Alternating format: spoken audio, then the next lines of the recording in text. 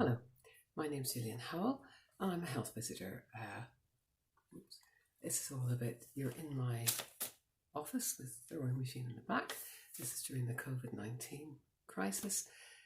And on the idea that we're all together, it did occur to me that there's no health visiting going on, and young parents have not got any professional advice.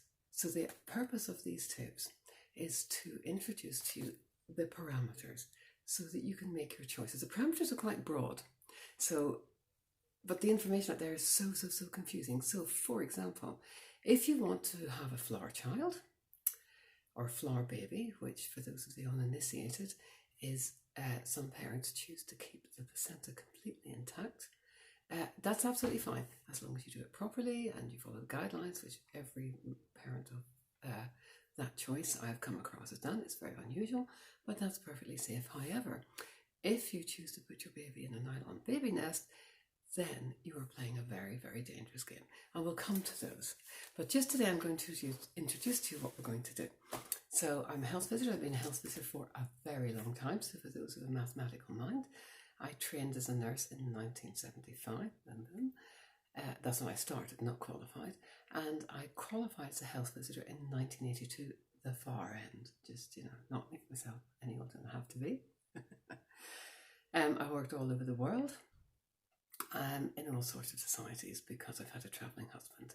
I am a mother of three and now a grandmother of three. So I know it from both sides, and I'm here to let you know the official way, not because I got it right, to try and help you gain from my mistakes so you don't do what I did. Because we're all only human. I want you to remember that there are no perfect parents. None. And if you were a perfect parent, the rest was just really don't want to talk to you. Too complicated. So all you have to do is love your babies and go within the guidelines, and we know where we are. So basically we're going to do this in a series of modules so that you can have a look at it, and it is reflecting the first visit that I would do if I came to see you. So this would happen within about 10 days after your baby's born. So you'll have had the baby and I'll come and see you. In a perfect world, some of you will have had an antenatal visit, which is absolutely brilliant, but we're assuming you haven't had one for the purpose of today's emergency. So we're going to go in modules, so it'll make it a bit easier for you to see. So the first module is all about what you really need to do. This is the safety things.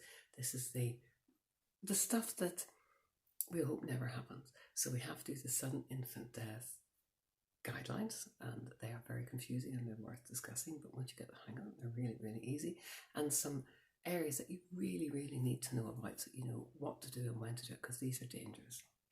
After that, we'll introduce your baby, and I have got a rather prem baby here who's going to help us. I don't have any, as you can imagine, of my teaching aids, so we're just working on what we have around the place. The next one will be feeding. I'm not going to go into that too much, just the broad areas and some really good tips that will make things a lot easier for you. The next one will talk about the sick baby, so that you know the signs and symptoms to look out for, when to take action, when you can wait a day, etc. So we'll go through all that on the fourth module. The fifth module is all about you and your feelings, both parents, the baby, how you can interact, a little bit about development, and a little bit of what he can do. And finally, we will finish with some little tips and bits at the end on how you can contact me. So it's really delightful meeting you. Thank you very much for tuning in. I hope you find this useful. Through the many years, those of you counting on your fingers and toes and maybe your hands again, will work out. I've been doing this for quite a while, and I found it useful when I was a young mum, because I was a health visitor as a young mum, but believe me, anything you ever know just goes out the window. So I hope you find this useful and look forward to talking to you.